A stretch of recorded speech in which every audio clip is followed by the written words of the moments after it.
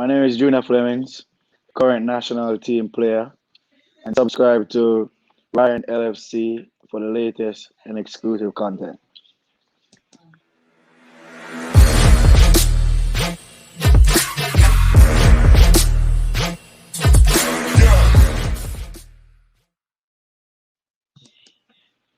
What's up, guys? Welcome back to the channel, guys. Your boy Ryan LFC back again, guys. Another exclusive interview. Reggae Boyz superstar. When I say superstar, I'm not talking about superstar in Batman brief. I'm telling you about real superstar. The former Jamaica College superstar and the former Tivoli Garden player now play in the America, and he has done so fantastic for the Reggae Boyz national team. Welcome, Junior Flemmings. Thank you very much to take the time out and come share your story with us. So, how are you doing today? Yeah, man. Thanks, everyone. I'm good. Actually, we're away now in Atlanta, getting ready for a game tomorrow. So all is So, how are you coping with the COVID and stuff? well. I got the COVID last November while in Saudi Arabia with the national team. So that's behind me right now, and I got both shots for the vaccine. So I'm not really worried about it to be honest, but I try to stay safe and healthy at the same time. So, how you feel when you get the COVID? Tell the people them a little bit about it and how you feel when you take the vaccine.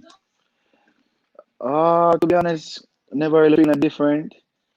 Could I say one thing like me have a little joint pain, all over everywhere now and then, but it wasn't anything major, wasn't anything concerning. And when I heard that the vaccine was available to take, like, I wasn't against it, so I was one of the first players who actually stepped up and be like, I would get it in this, get it over with. So everything was pretty good after that.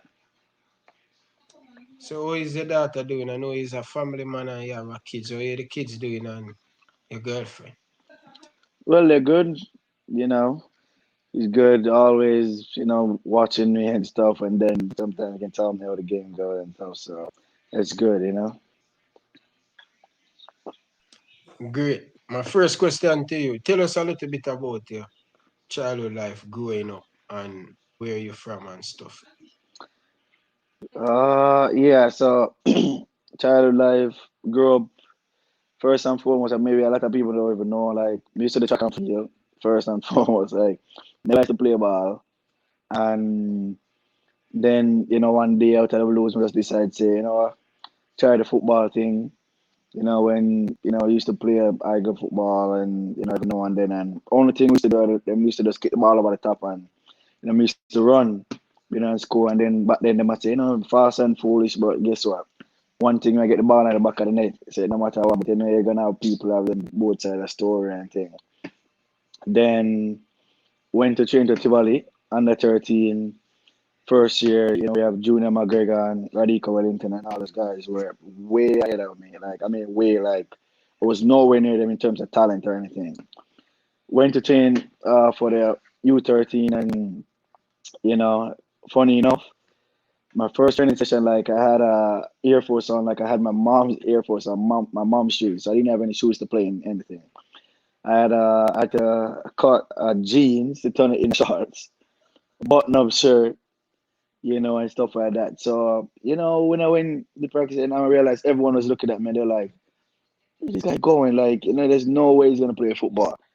But to be honest, it didn't bother me in terms of I dress, and obviously I wasn't in the appropriate clothing for the sport, but hey, I want to play football, so why not? You know what I mean? So when I get there, we're training over by separate, Tivoli Garden, and then Mr. Burnett, uh to be honest, it's like every time I call him, it's like, I get goosebumps. But he was the one that really, like put my career forward, like give me an opportunity, to let people really see me and see what I can do.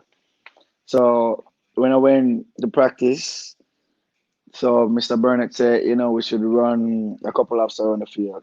I was jogging, and then my lace untied. Then I stopped to tie it, and then he was like, you, like in that plaid shirt, when you go around, just go through the hole and go home. And literally, I run all the way around the field, go through the hole, and I run straight home. Went home and cry and everything.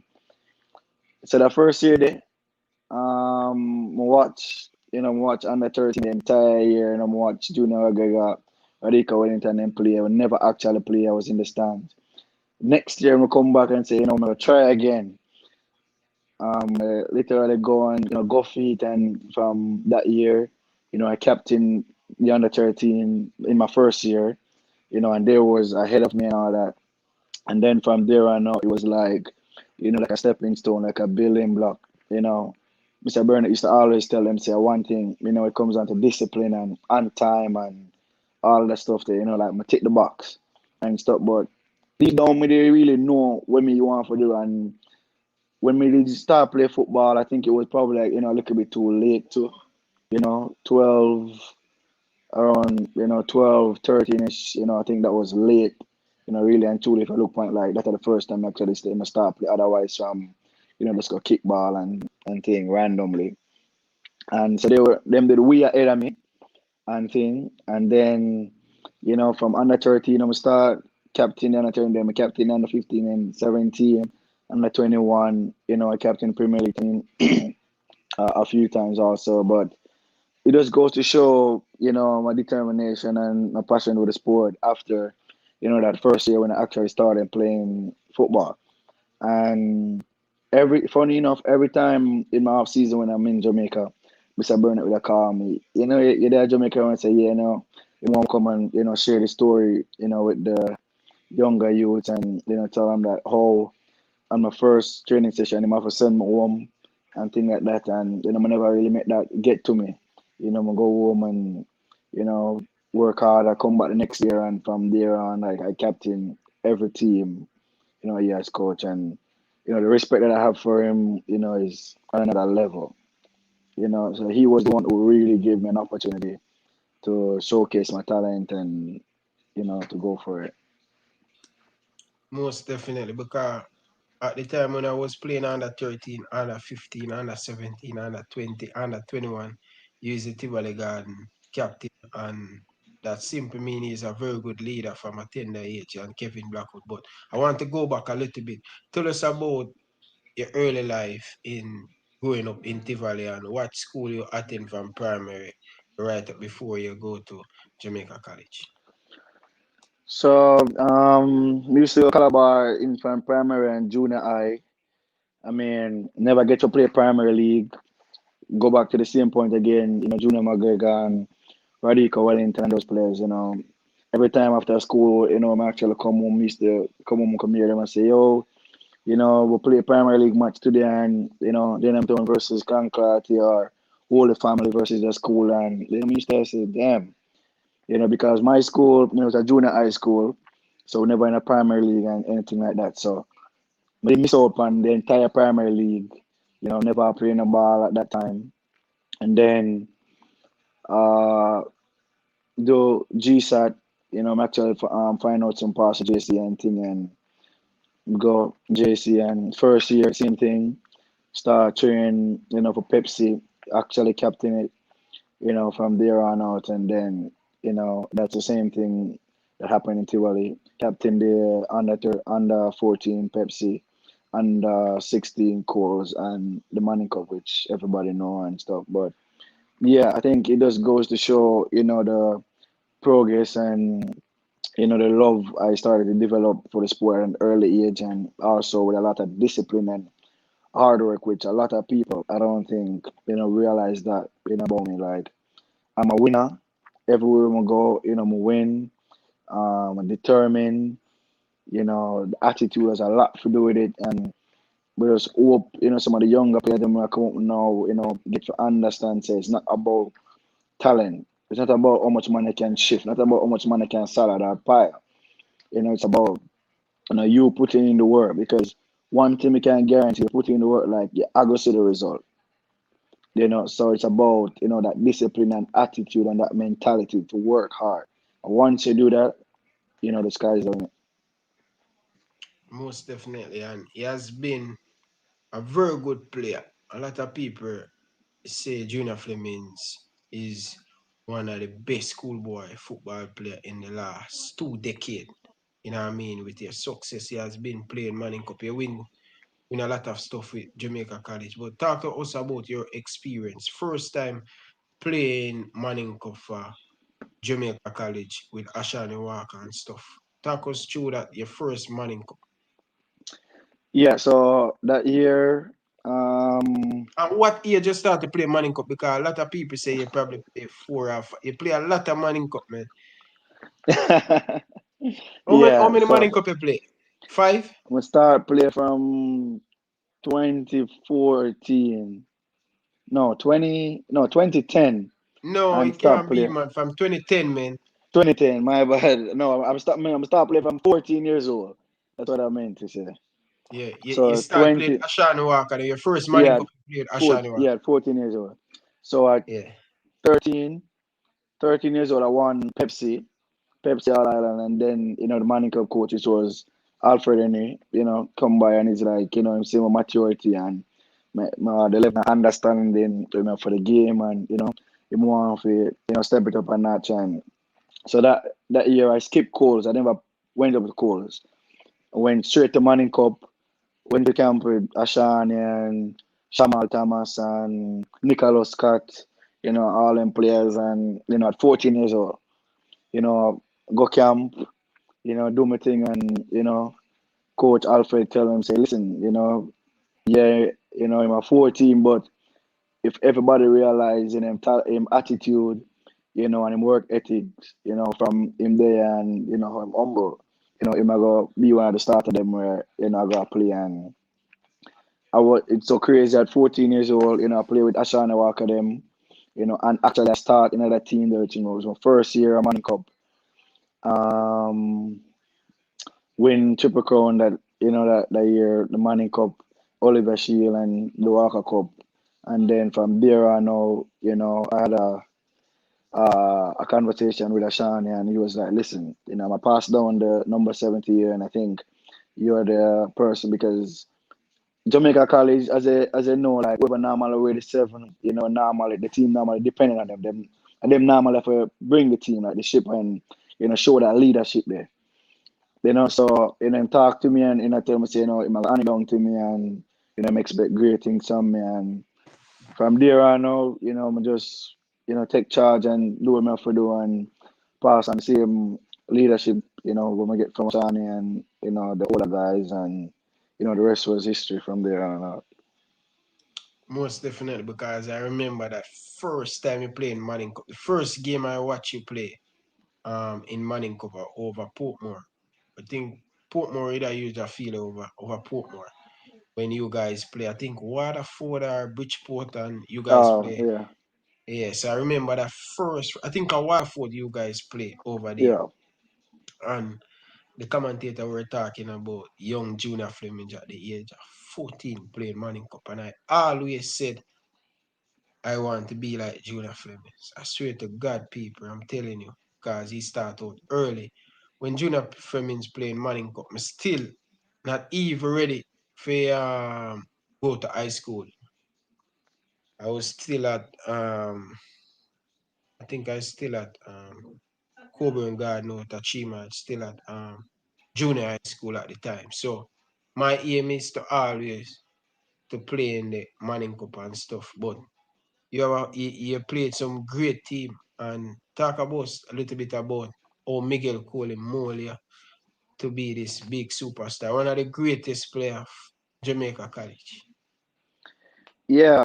um, After 2010, 2011, 2012, Alfred Henry decided, to no longer be a part of no longer be in charge as a coach. So, the management team, go ahead and, recruited Coach Coley. And the first day, I remember, when him, come a training, up at JC and When Cole become the manager, 2014, 13.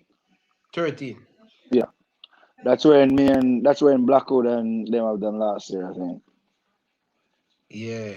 But my Yeah. last year is 24. Yo, you know, Jamaica College is one of the luckiest team ever play against. Me no know Boy, I all say, you think I look? lucky. Which year Excelsior want to play? Yeah, I man. think Remember at that game that Constance 2013. bring? And they got penalty. Yeah. Remember Me that never game, see a man. team a lucky. All year penalty, you're lucky, bro. Me know you know me, I go. I'm tell you that even before me kick. Me know say you Listen, know me, I go. I never ease up. But just kick it and kick it with pace. yeah, but what the coach tell you guys after you guys get the first penalty? Because I realize everyone has single now you guys get the penalty and they go. Yeah, no. During the entire week they were practice, and the entire penalty shooter, we know you're good in the year, and anything above knee height, like a quick fade, latch on to. So the whole aim, whoever kick to whichever spot, just make sure you go low, and that was if you have a high, put it closer to the corner and stuff. But we try our best to make sure keep on the ground, and we don't know we'll be successful. Yeah, because I remember when you kick the first penalty and the coach, I don't remember the player the coach caught. And the coach, me feel like the coach tell him, say, yo, kick it very low. And most of the penalty, I must say the penalty them was fantastic because me very good in penalty. And the penalty them like kick close to the post. They kick. Anything will pass the goalkeeper at him knee. Anything go down this from him knee, go right down. Once you kick it away from him a little bit and pace, he have Yeah. no chance because for reflect go way down there, so it's very powerful. But what Man United goalkeeper that they do know, instead of him try to go down there, so by the time Use him him go leg. down there, the ball fly past him, start using him legs. So you find out more goalkeepers start to learn how to use them to block the shots and stuff because Man United goalie has been successful as that. But a few times me and you buck up always 2015, under 15, under 13, under 21. You always scope on me. What you do? To be honest, I mean, from ever since, especially when we play against Boys Town, it's a rival game so I always try to go all out. And as I say, most of the team I want play for, as my game start get better and better, over the years, I realize, I have to make it happen. I can't really depend to say, okay, what, leave the game at chance. Once we dip on the pitch, if we score, I have to try to make sure, set up the team in a good position, to be successful. But they know, so the weight of the team, they always depend on me at that time. So we never have a choice, but have to step up whenever. So whenever, you know, have a choice to find excuses, there's always, another opportunity to show up and perform. And that was it. Yeah. So you done everything what you have to done at Jamaica College. You done great thing at Tivoli Garden. Win a lot of trophy with Tivoli Garden. Tell us about your experience when you leave high school, when you're no more a high school player. And I must say you do very well in the Premier League. Guys, has been chucked in Junior Flemmings. Listen, my interview with Junior Flemmings, I don't have to do no research. I know everything out of my head. You know what I mean? Because it's someone where I know a lot about. Tell us about your experience leaving school, coming to the Premier League in a very good Tivoli Garden team. Yeah, right after I finished play, schoolboy football, make the transition. Even before I actually leave school, I was playing Premier League. So every time when Manning Cup normal finish, we normally go and, play in the Premier League. And, me always get that question a lot, why after play Premier Manning Cup and come over play Premier League, I always, pretty much come and, as a starter right away, fit in and I play and, but as I said, I'll come that down because every coach, have the same thing. We say like when it come on to training time, like we don't mess around. Like never train hard, never put in the work because one thing we know, you train hard, the games then become easy. And sometimes, I think sometimes, 99.99% of the time, the thing they might do in the game, a reflection, a way you do in the training session them, and things. So I normally give a 110% in a training, so the game becomes way more easier. And to make the transition, for start play for Tivoli, it wasn't hard because we have players like Christopher Jackson, Kasai Hines, Elsie Scott, Kemar Daly, a lot of those players who had played, at that time for the national team and overseas, was around me, guiding me, especially Kemar Daly. I remember the first season playing the Premier League and, me and him was actually playing. He was playing behind me and I was playing in front, playing a number 10 spot and, he was basically, on the field coaching me and, giving me some tips and, it was good. Good to see, you can learn from that, type of player, which, are a high ceiling when it comes on to talent and, work hard and, where the sport has brought him. But nonetheless, I think, that's my career, throughout Jamaica from child coming up. I've won pretty much the leading goal scorer and the MVP at pretty much every level. Under 13, I think that record will be there for who knows, like a lifetime. I've scored 38 goals in one season. Um, got the leading goal scorer and the MVP for that year. Under 15, the same thing. Leading goal scorer, MVP. Under 17, leading goal scorer. Under 21, I remember playing one year and didn't finish, but I was the leading goal scorer at that point, and I didn't finish play because I was in and out, in and out. And then for the Premier League, my last season, I was on 10 goal before I actually move on, to sign for New York Red Bulls. So, it has been a trend in terms of, scoring goals and, become a habit. So I just keep that and just keep working on my craft, which is, finishing and, keep that intensity of working out at all times. Most definitely has achieved a lot in Jamaican football. But talk to us a little bit about the under 17 that went to the World Cup and you didn't make the squad. How you feel about that when the coach tell you have a next year you can play under 17? At the time, Zelana Barnes, you have some oldness, you have some very good play on that team. Do you think you deserve to be in the cut to play in the under 17 World Cup a couple years ago? How you feel when you miss out? To be honest, it was a holistic decision in terms of not only thinking about the moment, not only thinking about going at the moment and yeah, everybody want to play in a World Cup, especially at that level, but it was a decision that I think I was up to this day. I didn't regret it because, a lot of people, factored in that decision, Mr. Siago, Tivoli coaches, JC coaches, we actually had a meeting, in terms of that decision and what was better in terms of moving forward. And I think it was the best choice. I mean, at that time as a player, I would want to go, I would want to play, but I think it ended up work out better because at 14 years old, playing on that U17 team that went to the World Cup, you know, and, I was playing and all that, I don't think I would have matriculated enough to be a starter at that time with you have key players like, Omar Only, as I said, the Zelana Barnes at that time, the Jason Nico Wright, Williams, Jason Wright, you know, yeah. So those players I big think team. was a lot, was ahead of me, at that time. So I think going to Mexico at that time in the World Cup, I probably would have played okay, maybe 20, 25 minutes, in each game. I don't think that would be beneficial enough in my eyes in terms of playing there and then we'll lose out on a full-time opportunity, to represent again. Nonetheless, made the decision was a tough one. And, the following cycle, I was the captain and we literally was 45 minutes from qualifier again for the U17 World Cup. We were playing against Canada in Panama, was leading 2-0 at halftime.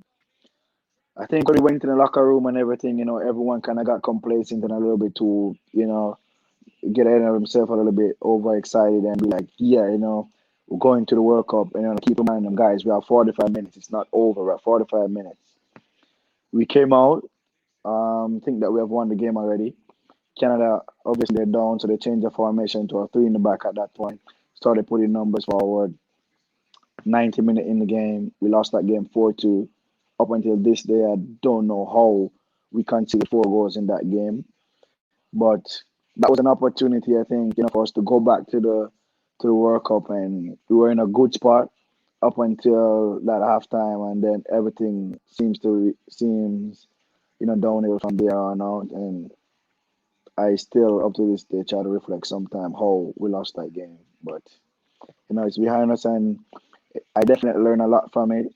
It's a lesson learned, in terms of not being too confident or too ahead of yourself, especially playing international football, because what we all understand that international football is the best set of players coming together to represent their country.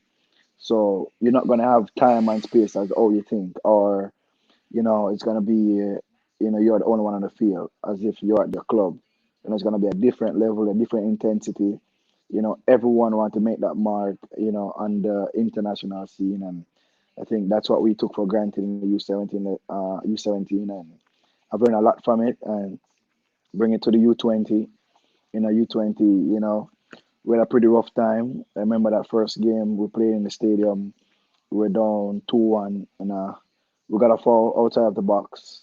90th minute, ref had like 2 minutes on, and Carter Bimbo took up the ball, said he's gonna kick it. I'm like, no, I'm gonna take this one, and he was like, you sure? Like, like let me kick it at the time, and I was like, no, man, I'm good, I got this, and that was kind of like a turning point in my career, to score, a free kick like that, at the U20 level, U20 championship, to tie that game up, at the last minute, the last kick of the game, and then went on to play for the U23 where we went to 80, to play Olympic qualifiers. Unfortunately, again, we won 2 games and lost the game that the most important game that we should have won to move on to the next stage.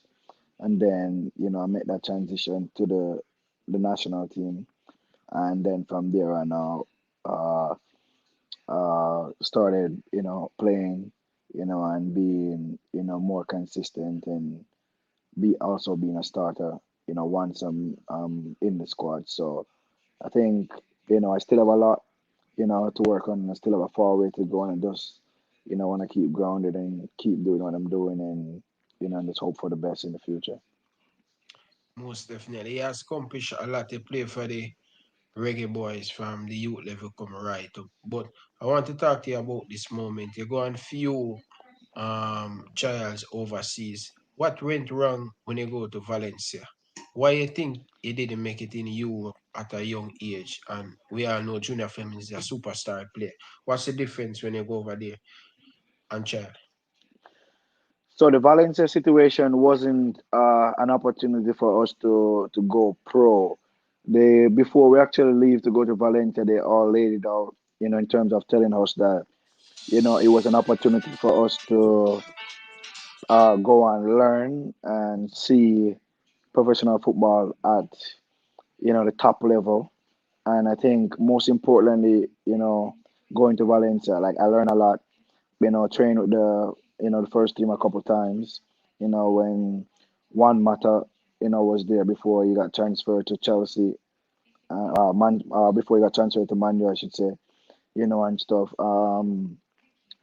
Their IQ, their soccer IQ, everything was a next level. That was the thing that I added to my game that I took when I went to Spain.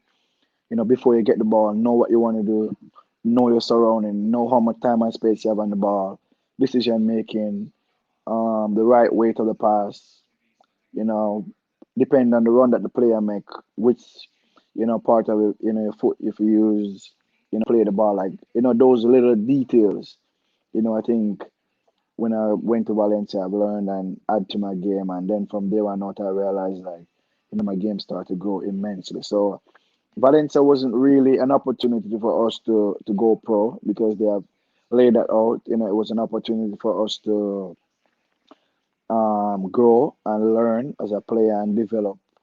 And I think most importantly, we did that. And you know, we went on, um, our own way to do different stuff, which is good.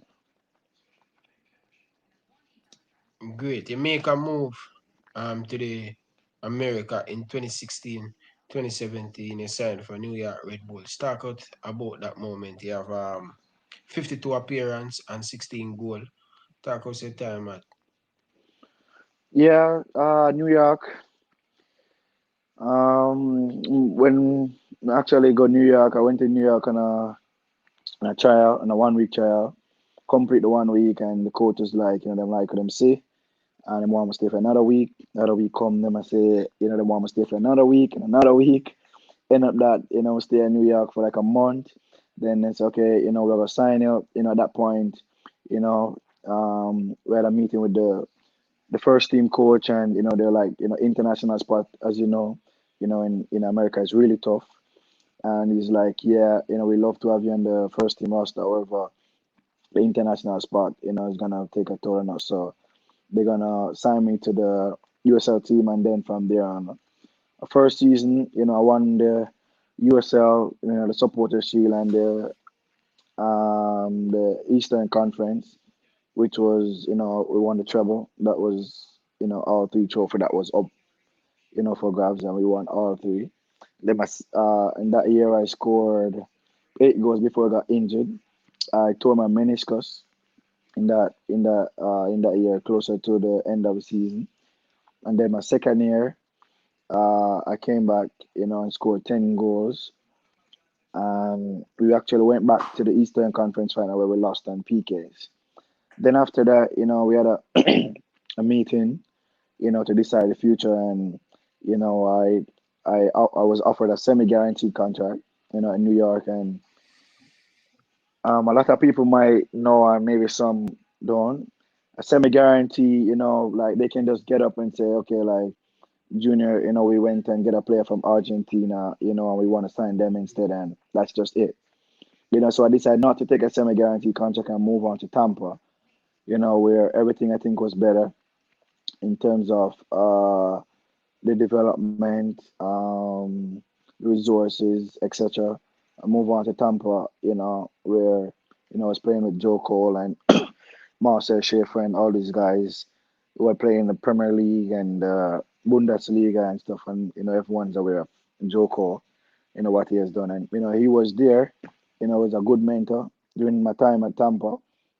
Then, uh, unfortunately, the coach got sacked at Tampa, and then another, the guy that used to play, took over. He's basically a defender, so he changed the system completely. He was playing more defensive with more defenders, and I wasn't having joy playing in that system, so I decided to move on. Uh, I had the option, whether I want to stay or not, so I decided to move on. That's when I move on and go to Phoenix. Went over to Phoenix my first season, scored 14 goals. We won the Supporter Shield. Went to the conference semifinal, lost. Then last year, came back, do great stuff. Won the Golden Boot. Scored 14 goals in 14 appearances, and they actually went to the final. And obviously, everyone, because of COVID, final didn't get to play. But yeah, that's pretty much my career in the USSFR, and actually achieve a tremendous feat, which is the first player to have reached 50 goals in the league at such a young age. And yeah, and scored 31 goals in 42 appearances in 2 seasons. I mean, for a winger, like that's tops, because most people average, 8 to 12 goals, for a winger, because most of the time, you'll be going 1v1 and setting up the striker to finish, and if you can put that in your game and move forward, that's huge right there. most definitely. He has done very good in the USL. So yeah, many people would say why Junior Fleming haven't been in the MLS. What you have to say to the people, where especially a last contract you sign, when I'm a virgin, we're talking. One next vlogger is really disappointed because he Junior Flemmings is one of my favorite players. We're looking for you to move on to the MLS, especially this season. Yeah. What a lot of people don't understand is that the international sport in America like is tough, and for you to be signed to an MLS team, one, they have to pay for the international sport, which is it depends on your nationality. Two, they have to, pay for all that visa and all that issues. So when you actually look at it, not even talking about contract, literally they have to went out and pay like close to like 100,000 just for the whole international spot and all of that. And a lot of teams, in terms of, they're saying that why they're gonna go out and spend almost $100,000 for a spot which they could have, handed that down to paying a player. And that's the reality of the league. I mean, it's tough, but it's beyond players' control, and as I said, just has to do with nationality. So the international spot has been a key factor, you know, in America. So once you get your green card or you're a citizen, then it's like that for you to find a team in the MLS. But it's really and truly who really knows the system know that international spot is top, like the next level. And most of these teams, they're looking at going to sign like a Zlatan, a Matuidi, a Chicharito with their international spot. Like they want, like those top guys who have been at the top level. So really and truly, can you imagine you, playing for Jamaica, playing again, going up against Zlatan. So you guys are both international. Like your odds of getting signed, for that probably 1 in a billion, which is the reality. So that's what they're saying. They're rather go ahead and invest all of that international spot money in a top player or a player from Europe or a player at the highest level rather than, like investing or putting that money, on a Caribbean type player or a player who was playing in the USL. So the international spot has hindered a lot of players so far, and it's definitely something that players realize and start to work on in terms of getting their stuff together. And so hopefully we can have a lot more Jamaican back in the league and stuff. But yeah, that's definitely the reason why a lot of us don't really make the step of going in the MLS. And in terms of Europe was a tough decision. Like there's been, I got a lot of offer from Europe, um, in Norway, Denmark, Sweden. There was a lot of factor in terms of that, in terms of um, where, and at the time, we didn't know if we were gonna have a decision or any form of information on where COVID stand. So at that point, it was kind of a decision where I had to make to say, okay, do I want to make the transition to go to Europe at that point, and with the entire COVID situation, being stuck, in Europe 6, 8 months, 12 months, not playing any soccer because of COVID, being away from family and and all that can be really tough, and take a toll. But I think from here on out, I think that would definitely be an opportunity, and at that point, a lot of team, got financially hit, by the COVID because they're saying that they had no fans. So I don't think it was worthwhile. There was a lot of little things that factored in terms of me not going, to Europe, but there were definitely opportunities for sure. And it was just beyond the fact of, yeah, like wanted to play in Europe because you have to factor out all those things in terms of, salary and, decision that, you're going to be away from family and friends and, and all that and the whole COVID situation, so it was definitely a lot of, as I said, like most of my decision is not based on the fact that what happened in the moment. Like it has gone through a process. I've asked other people for their opinion, and stuff like that. So it's not a decision where I just get up and be like, okay, I want to play in the USL until I'm 30, until I'm 40. No, I am actually working on, and stuff. So hopefully by the end of this season, we should have some great news in terms of my next step and, my next team going forward. Let us tell us how you feel about when you make a debut for the Jamaica senior team. Yeah, we know you play couple game well for the senior team. Last Gold Cup, talk us through that and your debut when you make it for the senior team. Yeah, actually, what a lot of people maybe don't remember, when Schaefer was the coach, that was my first time, I got called up for the senior team. That was, I think, 2016. However, I didn't make any appearance. I was on the bench for both World Cup qualifying game against Panama and Haiti. When I actually made my debut was 2017 against Guyana in Martinique when we played Caribbean Cup. That was actually when I made my debut for Jamaica. And, literally, remember I played that game there, and it was like, it was like a holy, moment in terms of, oh wow, like, it's actually a reality now, and you know, it was a proud moment for me in terms of getting that, first cap and so forth. And then after that, I started, factoring more regularly.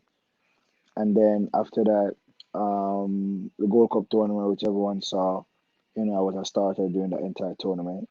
And I was being, one of that player that was basically like a utility player in that entire Gold Cup. I was playing center mid, I was playing attacking mid, I was playing on the wing, so wherever the job was needed, to be done, I was more than happy to go there and get the job done. So that's the thing I kind of like, that flexibility of playing more than one position. And that tournament, was a great tournament.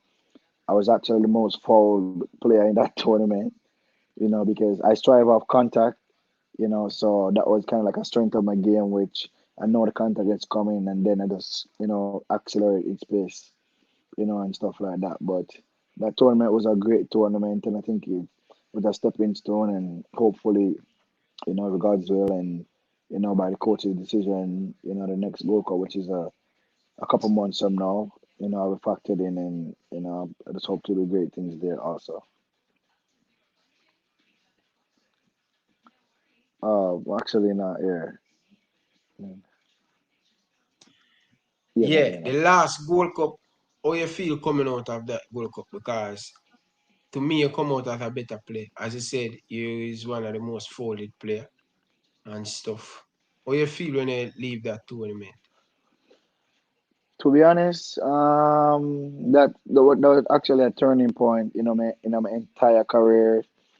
Played against some of the top players, as when Pulisic at that time, Weston McKennie, that's playing for Juventus now, and everyone who know Pulisic, and you have a couple others, Cooper that was playing for Panama, um, who else? Bakuna that was playing in the Premier League, that played for Curacao. Playing against those players at that level, and then when you realize like international football is three times what people think as if you're playing for your club. Like the pace is faster, it's more physical, you know, decision making has to be better. Um, you have less time than I think, and it's a lot more running. But a lot of people on the outside looking in might say, yeah, like, why I'm never turning the ball less up? Why I'm never pass the ball less up? But trust me, international football is 3 to 5 times harder, much faster, more physical than club football.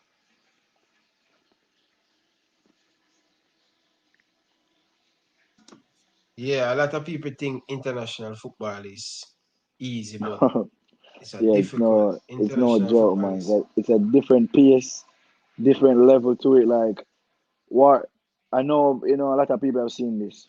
Why a lot of people question how a player plays a good film club or win a national team. See that player there like a player. So at your club team, you have more time and space.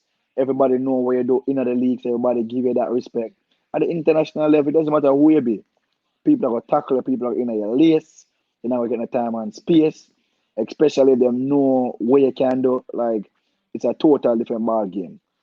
And I don't think people really understand that. My realization of that was, I think, my second game in the Gold Cup. I think we play El Salvador in a Houston. We actually got man of the match of the Gold Cup game. That game there was, I think, if not, was one of the hardest game I've played. Being a professional, and it was just non-stop running. Like the El Salvador them giving no time and space on the ball. Them quick, them fast. Them are gonna move the ball when them have it. Them do everything. Them tick the box with everything. In the game there was another game. To the next level and to see. I was actually awarded the man of the match for that game. Was a really proud moment for me. To see my game, growing and stuff. But definitely that Gold Cup, is one to remember. And I would say that really set the tone for me when it comes on to the international football level. And, I was playing multiple positions, which, a lot of people, I know may ask sometimes like, why is he playing in the middle? Why is he not there? Why? But, the coach realized, I'm a utility player and I can play, more than one position. So, and I'm from a country. So, I'm not be like, yeah, I'm a winger. Technically, I'm a forward. I'm only can play this. So, like, no, if a job need to be done, in the middle of the park or at a different position, yeah, I'm gonna do it because I'm a country at the end of the day.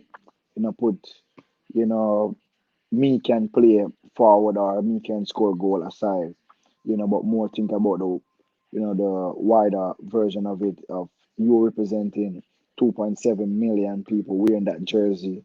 It's more than you being selfish of wanting to play a position that you think, maybe be a perfect position but not beneficial to the team at that point in time.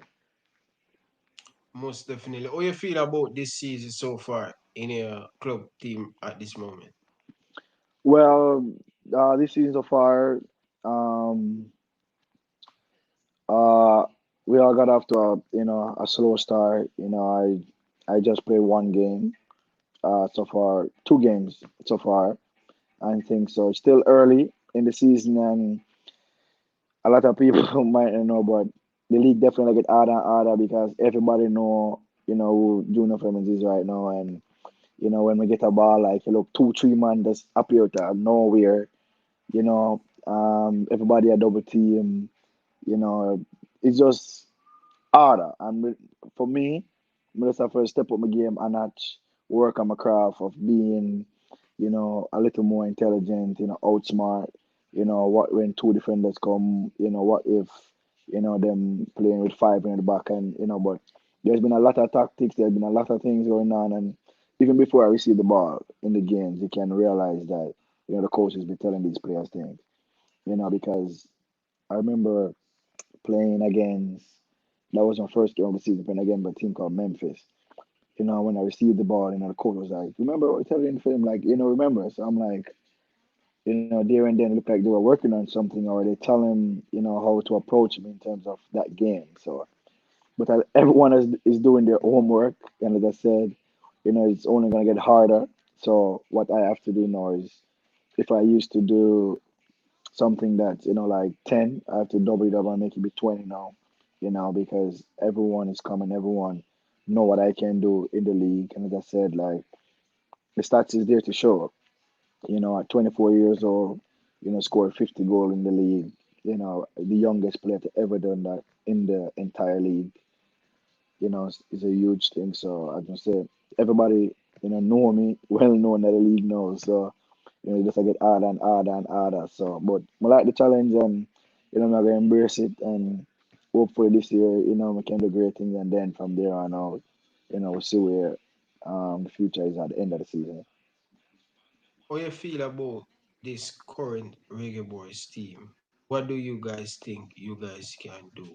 Win the Gold Cup, qualify for the World Cup. When you look at the some of the core set of players like Andre Blake, Julian Flemmings, a lot of them, Leon Bailey, Shaman Nichols, Alvas Paul, Kemar Taxi Lawrence, Mariapa. It's a good look. Do you guys think you guys can win the Gold Cup or qualify for the World Cup with the crapper player Most mixed with it? most definitely, the squad way beyond talented. We have enough players, we can get the job done. We have depth, you know. Me personally, as a player that's within the group, like I'm there and see, and we can achieve great things. And it's just for us now to get those, friendly international game under our belt that gel together, play with each other a lot more, train with each other, get, a lot more, time together. So I think really and truly at a chemistry there, I will make the difference because playing, the talent, the type of players we have, those are fundamental. We all come down back to if we know the gel there, the chemistry there, the togetherness there, all of that, will now go look like say we can play ball. And lastly, we need the support of the entire Jamaica behind we, regardless of what. Um, Barcelona, pretty much everybody that's our Real Madrid are those teams that's are them, them are top clubs, but what? Rome not building an idea, they never just get up and start win. They never just get up and start the great. So we, need the support of them and we gonna have days where we lose, we gonna have days where we win, we gonna have days where, we not play good, we gonna have days where we play bad. Nobody not perfect. We're all human beings.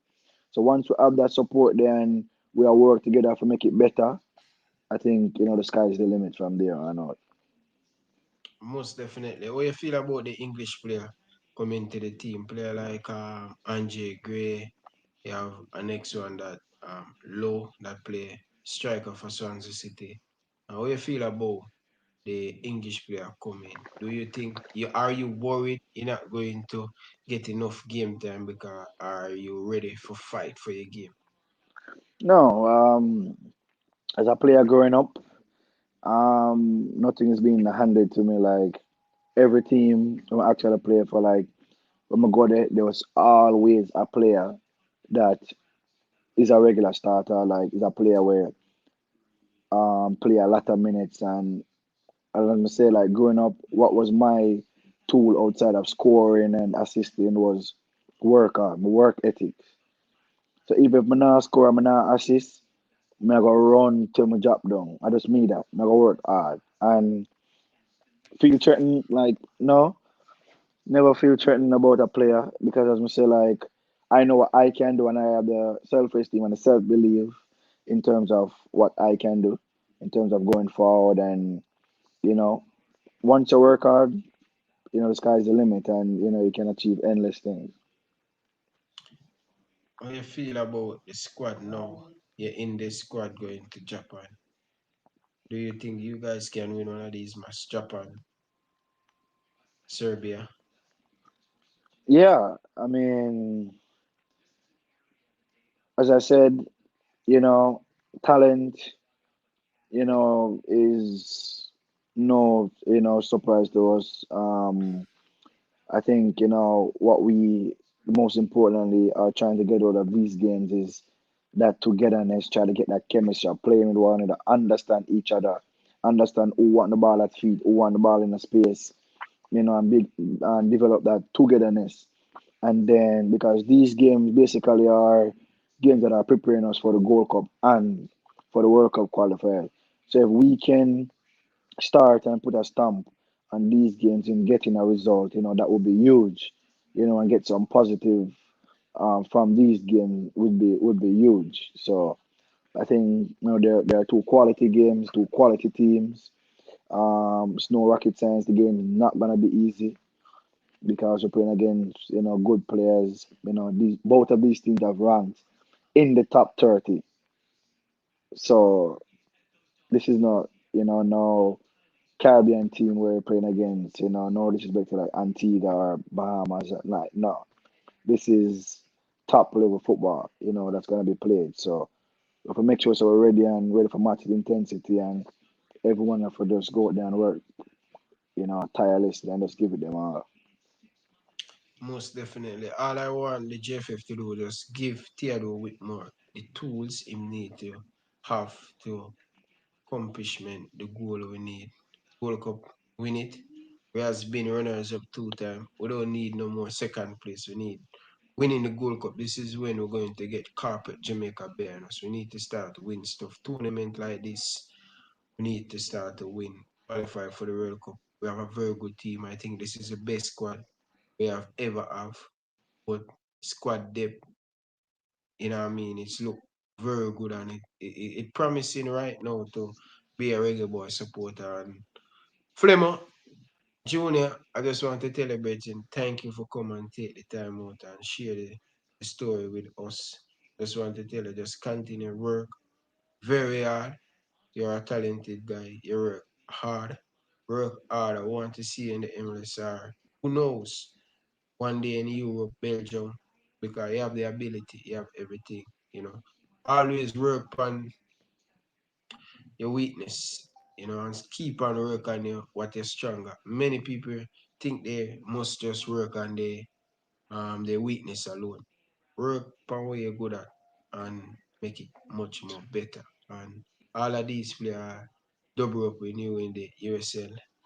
Let's deal with them like we deal with few players Arnett Garden, Boys Town, all of these teams. Remember he scored a free kick against Arnett Garden. Tivoli Garden Yeah, it up and also I think that Monday night, I think everybody remember Monday that night. Monday night, that 3-2 win there, and the last half where we get the one that like from offline and dribble up the entire field and score in the last play of the game. I think the other day, they even say which Premier League put it up, and I say remember, this and stuff, but that I think it's been one of the moments that have been written in history, and I've definitely remembered that moment, representing and playing for Tivoli Garden. Most definitely. And how important Eddie playing your career growing up?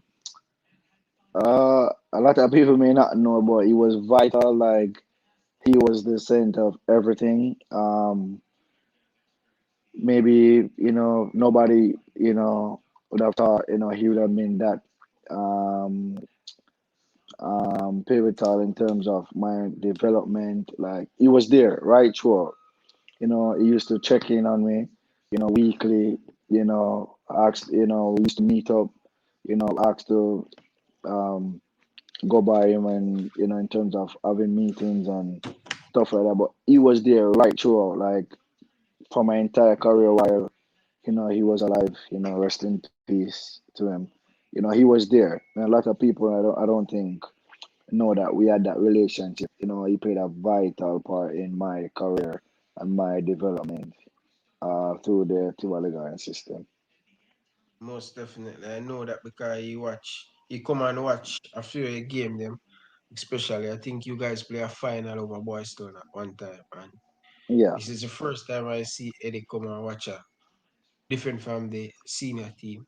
He probably done that I didn't see. But I know Eddie always play a very important part in most of the young successful Tivoli Garden player. But Flemmer, I appreciate you come and take the time. What do you have to say to your fans? And what do you have to say to the people them in West Kingston?